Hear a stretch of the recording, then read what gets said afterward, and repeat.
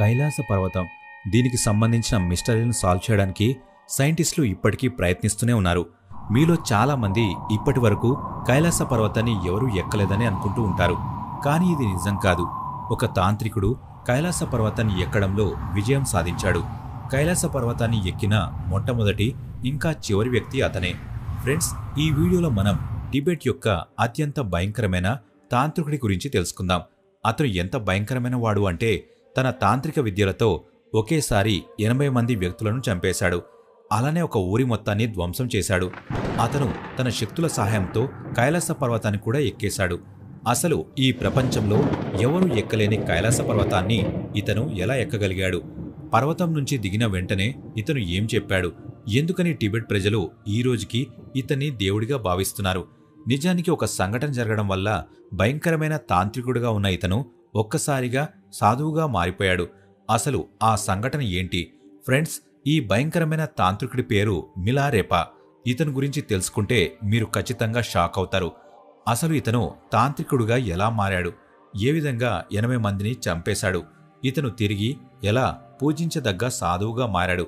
కైలాస పర్వతం పైన ఇతను ఏం చేశాడు? చివరికి ఇతను ఎలా చనిపోయాడు? ఇలాంటి అన్ని విషయాల గురించి ఈ వీడియోలో తెలుసుకుందాం. వీడియోని స్కిప్ చేయకుండా ఎండ్ వరకు చూడండి. ఫ్రెండ్స్, 11వ శతాబ్దంలో దక్షిణ టిబెట్లోని ఒక ఊరిలో తోపగ్ అనే పిల్లాడు జన్మించాడు. ప్రపంచం మొత్తం అతన్ని మిలారెపాగా గుర్తించింది. చిన్నతనంలోనే మిలారెపా ఎంతో ఆనందంగా జీవించేవాడు. ఒకే ఒక కొడుకు కావడంతో అతని తల్లిదండ్రులు కూడా అతను కోరిన ప్రతి కోరికను తీర్చేవారు. మిలారెపాకి ఒక చెల్లి కూడా ఉంది. కుటుంబం మొత్తం ఎంతో ఆనందంగా నివసిస్తూ ఉండేది. కాని మిలారెపాకి 7 సంవత్సరాలు ఉన్నప్పుడు అనుకోకుండా అతని తండ్రి చనిపోయాడు. దీనివల్ల మిలారెపా కుటుంబంలో విషాదం నెలకొంది. అలానే వాళ్లు ఆర్థికంగా కూడా బలహీనపడ్డారు. చివరి క్షణాల్లో మిలారెపా తండ్రి ఒక వీలునామాని తయారు చేశాడు. అందులో మిలారెపా పెద్దవాడయ్యేసరికి ఆస్తిపై పూర్తి అధికారం తన పిన్ని, బాబాయిలకే ఉంటుందని వివరించబడింది. మిలారెపా తండ్రి ఈ వీలునామా వల్ల ఎటువంటి సమస్య రాదనుకున్నాడు. కాని మిలారెపా తండ్రి చనిపోయిన వెంటనే పరిస్థితి మొత్తం ఒక్కసారిగా మారిపోయింది. ఇప్పటివరకు పిన్ని, బాబాయిలు మిలారెపాతో చాలా ప్రేమగా మాట్లాడేవారు. కాని అతని తండ్రి చనిపోవడంతో వాళ్ల ప్రవర్తన పూర్తిగా మారిపోయింది. వాళ్లు మిలారెపా ఆస్తి మొత్తాన్ని ఆక్రమించారు. అలానే మిలారెపా అమ్మని ఇంకా చెల్లిని బానిసలుగా మార్చి వాళ్లతో పని చేయించుకోవడం మొదలుపెట్టారు. ఇప్పటివరకు మిలారెపాకి తన ఇల్లు ఒక స్వర్గంలాగే ఉండేది. ఒక్కసారిగా అది అతనికి ఒక జైలులాగా అనిపించింది.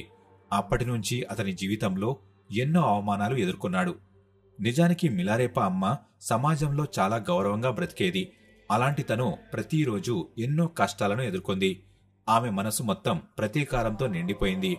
ఆమె తన ఆస్తిని తిరిగి పొందాలని ఎన్నో విధాలుగా ప్రయత్నించింది. కాని ఎంత ప్రయత్నించినా అది సాధ్యపడలేదు. ఊరి ప్రజలు కూడా ఈ అన్యాయాన్ని ప్రశ్నించకుండా తమ పని చేసుకుంటూ ఉన్నారు. ఒక్కరు కూడా మిలారెపా కుటుంబానికి సాయం చేయలేదు. చివరికి మిలారెపా అమ్మ ఒక కఠినమైన నిర్ణయం తీసుకుంది. ఆమె మిలారెపాతో మనం మన ఆస్తిని తిరిగి పొందలేం, కాని మనం పగ అయితే తీర్చుకోగలం. వాళ్లని మనం పూర్తిగా నాశనం చేయగలం అని చెప్పింది. ఈ మాటలే మిలారెపా జీవితాన్ని పూర్తిగా మార్చేశాయి. అతని మనసులో ప్రతీకారం తీర్చుకోవాలనే ఆలోచన రేకెత్తింది. మిలారెపా తన అమ్మ చెప్పిన మాటను అనుసరిస్తూ తాంత్రిక విద్య నేర్చుకోవాలని అనుకున్నాడు. దీనికోసం అతను ఒక గురువును కూడా సంప్రదించాడు. అతన్ని చివరికి యంగ్టో అనే వ్యక్తి దగ్గరికి చేరుకున్నాడు. అతను ఒక భయంకరమైన తాంత్రికుడు. ప్రజలు కూడా ఇతనుకున్న శక్తుల గురించి ఎప్పుడూ చర్చించుకుంటూనే ఉండేవారు. యంగ్టో సాయంతో మిలారెపా ఎన్నో తాంత్రిక విద్యలు నేర్చుకున్నాడు. అతను తన పిన్ని, బాబాయిలపైన పగ తీర్చుకోవడమే జీవిత లక్ష్యంగా పెట్టుకున్నాడు. మెల్లగా అతను మృత్యుమంత్రాన్ని కూడా నేర్చుకున్నాడు. ఈ మంత్రం సాయంతో శత్రువుల ముందుకు వెళ్లకుండా కూడా వాళ్లని చంపవచ్చు. దీంతోపాటు మిలారెపా ప్రాకృతిక శక్తులను నియంత్రించడం కూడా నేర్చుకున్నాడు. ముఖ్యంగా వడగండ్ల వర్షాన్ని సృష్టించడం కూడా నేర్చుకున్నాడు. ఈ విద్యని అతను తన పిన్ని ఇంకా బాబాయ్ ఊర్లో ప్రయోగించాడు. కానీ భారీ వడగండ్ల వాన పడడంతో పొలాలన్నీ పూర్తిగా ధ్వంసమైపోయాయి. ఊరి ప్రజలంతా ఈ దృశ్యాలను చూసి చాలా ఆశ్చర్యపోయారు. అసలు ఈ సంఘటన ఎందుకు జరిగిందో, ఎలా జరిగిందో వాళ్లకి అర్థం కాలేదు. ఇదే మిలారెపాకి దొరికిన మొట్టమొదటి విజయం. కాని అతను ఇంతటితో ఆగలేదు. ఒకరోజు మిలారెపా తన పిన్ని, బాబాయ్ పైన పగ తీర్చుకోవాలని నిర్ణయించుకున్నాడు. ఆ రోజు మిలారెపా బాబాయ్ కూతురికి పెళ్లి జరగబోతుంది. ఊరంతా కూడా ఈ పెళ్లికి వెళ్ళింది. ఇదే మంచి అవకాశంగా భావించిన మిలారెపా దాడి చేయాలని అనుకున్నాడు. అతను మృత్యుమంత్రాన్ని స్మరించాడు. ఒక్కసారిగా పాములు, తేళ్లు, ఎన్నో భయంకరమైన జంతువులు పెళ్లి జరిగే ప్రదేశానికి వచ్చేశాయి. ఒక్కసారిగా ఇంటి పైకప్పు కూడా విరిగిపోయింది.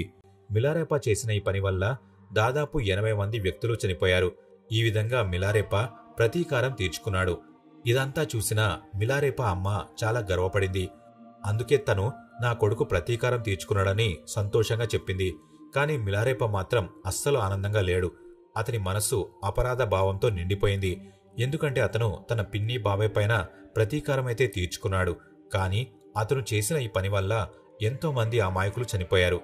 దీనికి గాను అతను ఎంతో పశ్చాత్తాపడ్డాడు. దీని తర్వాతే మిలారేపా యొక్క ఆత్మిక ప్రయాణం మొదలైంది. ఈ సమయంలోనే అతను ఒక బౌద్ధ సన్యాసిని కలుసుకున్నాడు. ఆ బౌద్ధ సన్యాసి మిలారేపాని మార్పా అనే గురువు దగ్గరికి వెళ్లమని చెప్పాడు. నిజానికి మార్పా ఒక గొప్ప బౌద్ధ గురువు. అతను భారతదేశంలో బౌద్ధ మతానికి సంబంధించిన ఎన్నో విద్యలను నేర్చుకున్నాడు. టిబెట్లో ఇతన్ని ఒక అనువాదకుడిగా కూడా గుర్తించారు.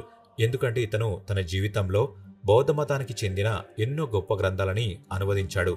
మిలారేపా మార్పాని కలిసిన వెంటనే మార్పా కఠినమైన సాధన చేయమని చెప్పాడు. కాని కొన్నిసార్లు అతను ఎంత కఠినమైన శిక్షను ఇచ్చేవాడంటే మిలారేపా వాటిని అస్సలు చేయగలిగేవాడు కాదు. శారీరక శ్రమతో పాటు ఎన్నో కఠినమైన పనులు కూడా చేయించేవాడు. పర్వతాల నుంచి బరువైన రాళ్లను మోసుకుని వేరే చోటికి తీసుకెళ్లమని చెప్పేవాడు. దీనివల్ల మిలారేపా ఎంతగానో అలసిపోయేవాడు. కాని అతను తన ఆత్మని, శరీరాన్ని దృఢంగా మార్చుకోవడం కోసం ఈ పని చేస్తూనే ఉన్నాడు. మెల్లమెల్లగా అతనికి కఠినమైన పనులు చేయడం కూడా సులభంగా మారిపోయింది. మార్పా దగ్గర కఠినమైన శిక్ష పొందిన తర్వాత మిలారేపా ఆత్మజ్ఞానం నేర్చుకున్నాడు. అతను బౌద్ధ ధర్మం యొక్క సూత్రాలని అర్థం చేసుకున్నాడు. అలానే అతను చేసిన పాపాలకు ప్రాయశ్చిత్తం కూడా చేసుకున్నాడు. ఈ విధంగా ఒక తాంత్రికుడిగా ఉన్న మిలారేపా పూజించదగిన సాధువుగా మారిపోయాడు. ఆ తర్వాత అతను కైలాస పర్వతాన్ని ఎక్కాడు. టిబెట్లో ఉన్న కైలాస పర్వతం గురించి ఎన్నో హిందూ ధర్మ గ్రంథాలలో చెప్పబడింది. స్కంద పురాణం, శివపురాణం, మత్స్యపురాణంలో కైలాష్ ఖండం గురించి వేర్వేరు అధ్యాయాలు కూడా ఉన్నాయి. వాటిలో కైలాస పర్వతం యొక్క గొప్పతనం గురించి వివరంగా చెప్పబడింది. నిజానికి కైలాస పర్వతం శివుడి యొక్క నివాస స్థావరం. పౌరాణిక కథల ప్రకారం ఈ పర్వతం దగ్గర కుబేరుడి అలక నగరం కూడా ఉండేదని తెలిసింది. 1093 సంవత్సరంలో మిలారేపా ఈ పర్వతం ఎక్కాలని నిర్ణయించుకున్నాడు. ఈ ప్రయాణంలో అతను నరోవాన్ అనే ఒక బౌద్ధ ధర్మ ప్రసిద్ధుడిని కలుసుకున్నాడు. నరోవాన్ మిలారేపాకి ఒక సవాల్ విసిరాడు. కైలాస పర్వతాన్ని ముందుగా ఎక్కిన వారికి దానిపైన పూర్తిగా అధికారం ఉంటుందని చెప్పాడు. మిలారేపా ఏమాత్రం ఆలోచించకుండా ఈ సవాలుని స్వీకరించాడు. దీని తర్వాత నరోవాన్ పర్వతం ఎక్కడం ప్రారంభించాడు.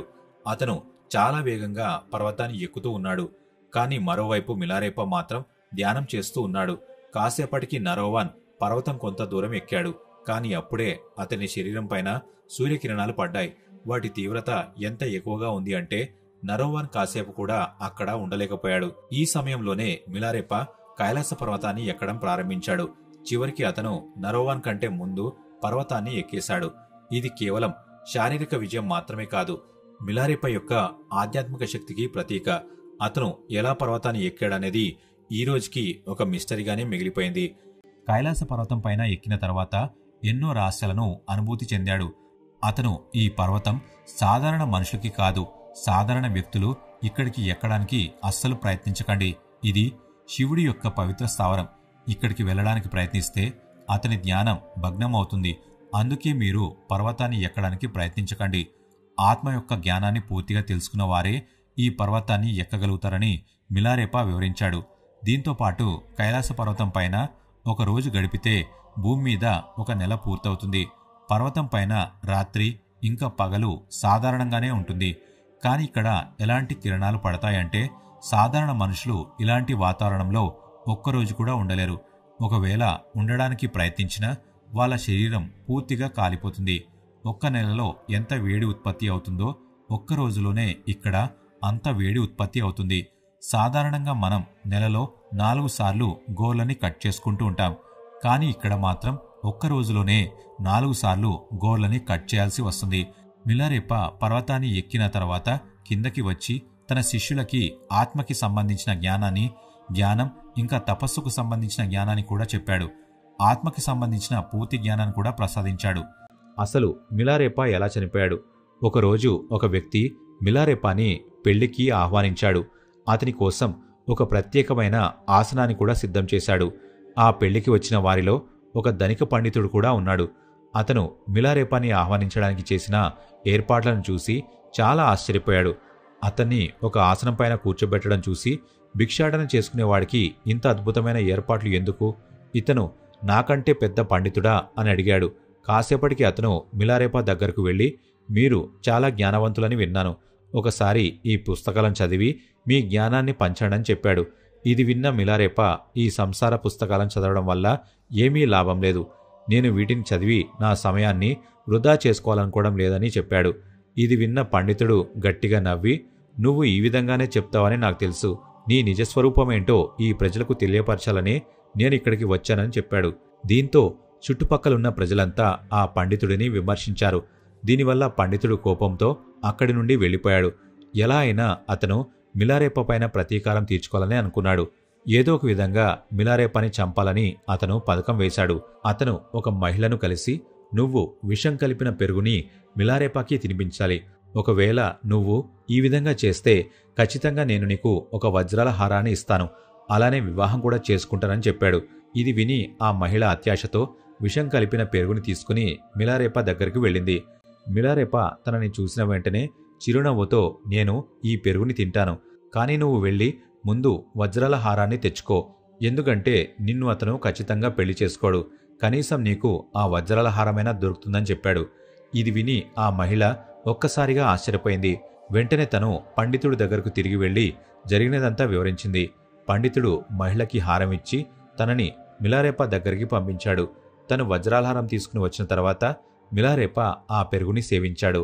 ఆ విషమున్న పెరుగుని తినడం చూసి అక్కడున్న మహిళ అతన్ని క్షమాపణ కోరింది. కాని మిలారెపా మాత్రం, నువ్వు దేనికి బాధపడాల్సిన అవసరం లేదు. నేను వెళ్లవలసిన సమయం వచ్చింది, అందుకే వెళ్తున్నానని చెప్పాడు. దీని తర్వాత మిలారెపా తన శిష్యులను పిలిచి, నేను వెంటనే చనిపోబోతున్నానని చెప్పాడు. నిజానికి మిలారెపా అంటే కాటన్ క్లాడ్ అని అర్థం. అంటే కాటన్ వస్త్రాలు వేసుకునే వ్యక్తి అని అర్థం. అతను ఎల్లప్పుడూ కూడా ఒక తెల్లటి వస్త్రాన్ని వేసుకుని తిరిగేవాడు. దాన్ని రెపా అంటారు. చలికాలంలో కూడా మిలారెపా ఆ వస్త్రాన్ని మాత్రమే వేసుకునేవాడు. అతను గుహలో ధ్యానం చేస్తున్న సమయంలో మొక్కలని ఇంకా గడ్డిని చాలా ఎక్కువగా తినేవాడు. దానివల్ల మిలారెపా శరీరం పచ్చగా మారిపోయింది. ఈ కారణం చేతనే అతనికి సంబంధించిన చిత్రాలన్నిటిలో అతని శరీరం పచ్చగా కనిపిస్తుంది. మిలారెపా హిమాలయంలోని పవిత్ర పర్వతాల గురించి, అలానే సరస్సుల గురించి లక్షల పాటలు రాశాడు. వాటి వల్లే మిలారెపా గొప్పతనమేంటో ఈ ప్రపంచానికి తెలిసింది.